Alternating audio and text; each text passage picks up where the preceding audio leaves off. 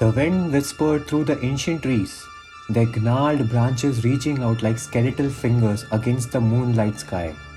I stood before the imposing silhouette of the old house, its windows shattered and its walls seemingly crumbling under the weight of time. The air was heavy with a sense of foreboding as I hesitated at the threshold, a chill running down my spine.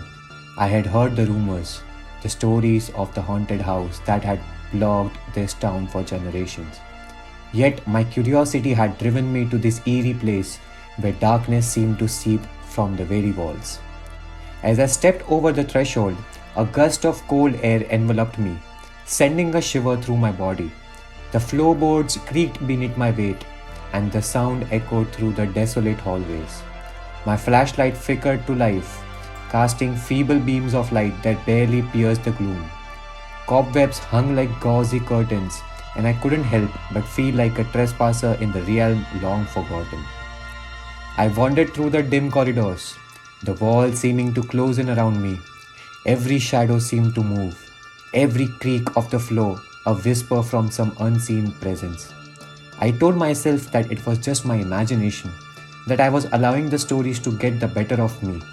But the feeling of being watched persisted, and the silence was punctuated only by the distant hoot of an owl. As I entered the dilapidated parlor, my heart skipped a beat.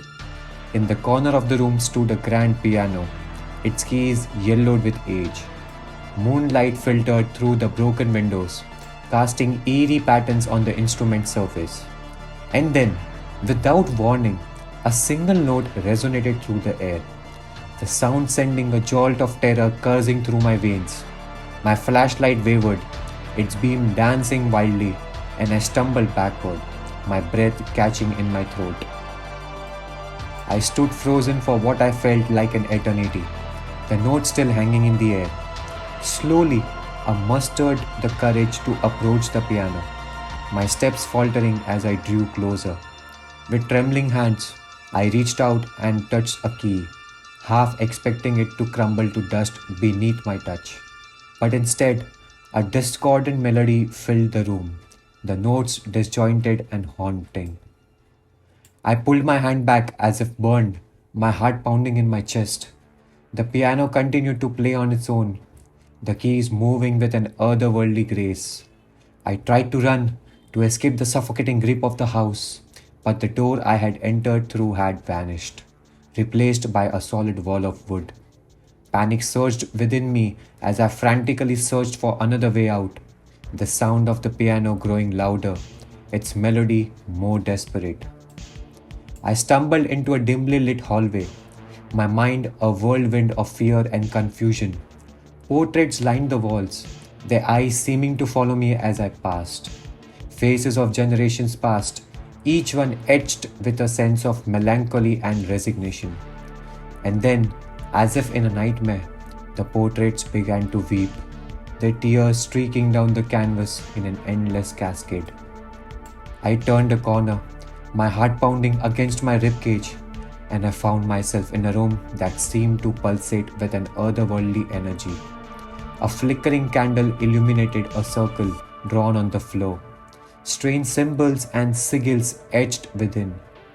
In the center of the circle stood a mirror, its surface reflecting a twisted version of the room around me. Unable to tear my gaze away, I saw movement within the mirror, shapes shifting and contorting. Faces appeared, distorted and contorted in agony, their eyes hollow and devoid of life. The room around me began to warp, the walls closing in as the mirror's malevolent presence grew stronger. I screamed, a sound that seemed to be swallowed by the very walls themselves. I pounded on the mirror, desperate to break free from its nightmarish grasp. And then, as suddenly as it had begun, the room returned to its normal state, the mirror surface once again reflecting the candle-lit chamber. Exhausted and shaken, I sank to the floor, my breath ragged. I knew then that I was trapped within this house, its walls a prison for lost souls and tormented spirits. The stories were true. and I had become another chapter in its macabre history. Hours, or perhaps days, passed in a blur of terror and despair. The house seemed to shift and change around me, its corridors leading to endless dead ends, its rooms transforming into nightmarish landscapes. I could hear whispers in the darkness, voices that seemed to beckon me deeper into the abyss.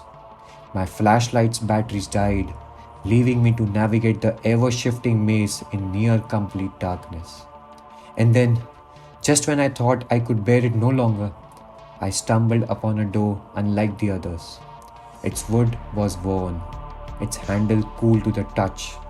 With the final surge of hope, I turned the handle and pushed the door open. Blinding sunlight flooded my vision, and I stumbled out of the house, gasping for air as I fell to my knees on the grassy ground. I looked back at the house, its facade now seemingly benign in the light of day. The sense of dread that had hung over it like a shroud had dissipated, replaced by an airy calm. I knew I had escaped its clutches, but the memories of my ordeal would forever haunt my dreams. As I walked away from the house, I couldn't help but wonder about the countless others who had fallen victim to its insidious grip. The house stood as a silent sentinel, its secrets buried within its walls, waiting for the next unsuspecting soul to cross its threshold. And though I had escaped with my life, I knew that I would forever be haunted by the echoes of dread that lingered within its shadowy corridors.